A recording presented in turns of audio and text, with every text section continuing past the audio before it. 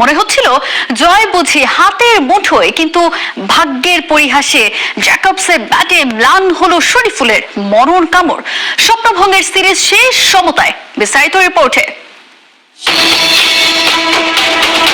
বৃষ্টি কি আশীর্বাদ নাকি অভিশাপ? কোথাও কোথাও বৃষ্টিটা ব্লেসিং হলেও আজকের দিনে যে বৃষ্টিটা ঝরলো অভিশাপ হয়ে। প্রকৃতির নীল নকশায় লেখা ছিল এক পশলা দীর্ঘশ্বাস। সে ব্লুপ্রিন্টের ভিকটিম টিম টাইগার। মিরপুরের আকাশে তখন মেঘের ঘন ঘটা, শেরে বাংলার 22 গজ ঢাকা পড়ল প্লাস্টিকের চাদরে। বারবার আসা যাওয়ার এই খেলায় ক্রিকেটের চিরায়ত সৌন্দর্য যেন মোচড় খাচ্ছিল। যাকে বলে মেঘ দেখে কেউ করিস নে ভয়, আড়ালে যেটা সূর্য হাসে। কিন্তু আজ যে সূর্য হাসেনি, হেসেছে কিউইদের ভাগ্যটা। বৃষ্টি নাটকের পর শুরু হলো আসল ড্রামা। বাংলাদেশের ইনিংস যেন এক চরম অনিশ্চয়তার রোলার কোস্টার রাইড। সাইফ আফন্দের ব্যাটে সূচনার আলো ফুটতে না ফুটতেই লেনক্সের প্রথম বলে বিষাদের সুর। এরপরই শুরু হলো প্রকৃতির সেই কুখ্যাত ক্যাট অ্যান্ড মাউস গেম। 15 ওভারে নেমে আসা ম্যাচে লিটন আর হৃদয়ের ব্যাটে যেটুকু অক্সিজেন মিলেছিল, ক্লার্কসনের বোলিং টোপে তাও মিলিয়ে গেল কর্পূরের মতো। তাসের ঘরের মতো ভেঙে পড়ল টাইগারদের দুর্গ। 102 রানের সে পুঁজি যেন নুন আনতে পান্তা ফুরানোর মতো এক রিক্ত হাহাকার। লক্ষ্যটা মাত্র 103-এর। টি-20-র ভাষায় যাকে বলে কেকওয়াক। কিন্তু এই ক্ষুদ্র পুঁজি নিয়ে বাঘের মতো গর্জে উঠলেন শরীফুল ইসলাম। নিজের প্রথম 7 বলে 3টা উইকেট। মিরপুরে পিচে তখন শরীফুল আগুনের লেলিহান শিখা। 33 রানে 4 উইকেট হারিয়ে নিউজিল্যান্ড যখন খাদের কিনারায়, গ্যালারিতে তখন গগন বিদারী চিৎকার। মনে হচ্ছিল হারানো ম্যাচ বুঝি পকেটে পুড়ছে Bangladesh. What a sensational spin thrilling comeback. কিন্তু ভাগ্যের কি নির্মম পরিহাস। শরীফুলের সেই আগুনের বিপরীতে শীতল বরফ হয়ে দেয়াল তুললেন জ্যাকবস আর ফক্সক্রফট। দুজনের অবিচ্ছিন্ন সেই জুটি যেন বাংলাদেশের স্বপ্নভঙ্গের এক করুণ মহাকাব্য। জ্যাকবসের 62 রানের অপরাজিত ইনিংসে ম্লান হয়ে গেল শরীফুলের সেই মরণ কামড়।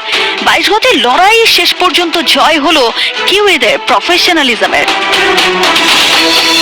দিন শেষে স্কোর বোর্ডে নিউজিল্যান্ডের 6 উইকেটের জয়। তবে মাঠের রেজাল্ট ছাপিয়ে বড় হয়ে রইল সিরিজের পরিণতি। চট্টগ্রামের সেই বৃষ্টি আর মিরপুরের এই নাটকীয়তা শেষে সিরিজ থমকে দাঁড়ালো 1-1 সমতায়। সিরিজ জয়ের যে সুবর্ণ সুযোগ ছিল তা যেন বৃষ্টির কালচে জলে ধুয়ে মুছে একেবারে সাফ। শেষ হয়েও হইল না শেষ। অসমাপ্ত এক সিরিজ আর একরাশ আক্ষেপ নিয়ে মাঠ ছাড়লেন শান্ত লিটনরা। টাইগারদের হৃদয়ে ক্ষতটা লেখাই রইল, ইস বৃষ্টিটা যদি আজ না আসতো। তাজিন খন্দকার, 71। প্রথম ম্যাচ জিতেও সিরিজ হাতছাড়া। ব্যাটারদের পারফরমেন্সে হতাশ ক্যাপ্টেন লিটন দাস। ম্যাচ জিততে শুধু যে টপ অর্ডার না, লোয়ার অর্ডার ব্যাটারদের কাছে রান চান টি-20 কাপ্তান। নাহিয়ান বিন জাসিমের রিপোর্ট। এই যে সিরিজটায় মানে হয়তোবা জিতলেন না, but man of the series হলেন, কেমন লাগে? আলহামদুলিল্লাহ, সবকিছু থ্যাংক ইউ।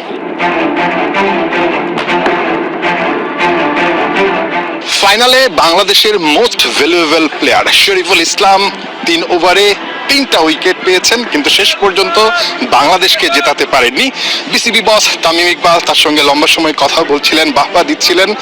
যেটা শুরুতেই শুনছিলেন যে তাওহিদ হৃদয়, তিনিও কিন্তু মানে নিজের পারফরমেন্স নিয়ে সন্তুষ্ট, আলহামদুলিল্লাহ বলছিলেন। কিন্তু দিন শেষে শরীফুলের মতো তাওহিদ হৃদয়েরও কিন্তু একই দুঃখ যে সিরিজটা বাংলাদেশ জিততে পারেনি। তবে যেহেতু বিশ্বকাপটা বাংলাদেশ খেলতে পারেনি, এই পারফরমেন্সটা নিঃসন্দেহে বাংলাদেশকে সামনের পথটায় অনেক বেশি সাহসী করবে।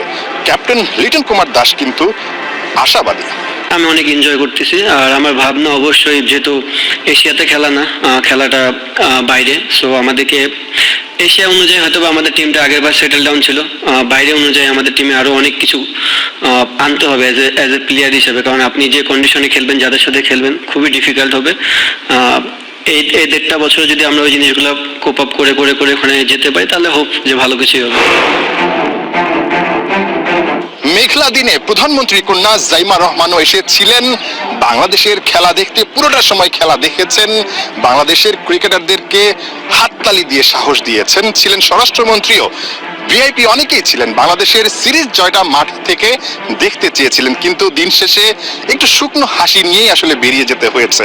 বাংলাদেশ সিরিজটায় বেশ ভালো খেলেছে ওই অর্থে, যেটা শুরুতেই বলছিলাম, বাংলাদেশের কিন্তু একটা বড় ধাক্কা ছিল বিশ্বকাপ খেলতে না পারা। একই সঙ্গে 146 দিন পর ইন্টারন্যাশনাল টি20-তে বাংলাদেশ নেমেছিল, সেই জায়গাটায় পারফরমেন্স করাটা কিন্তু খুব একটা সহজ ছিল না। কিন্তু লিটন দাসরা ঠিকই নিজেদেরকে মেলে ধরেছেন। শেষ ম্যাচটায় ব্যাটিংটা নিয়ে কিছুটা আফসোস আছে, যদি ব্যাটাররা ভালো করতে পারতো।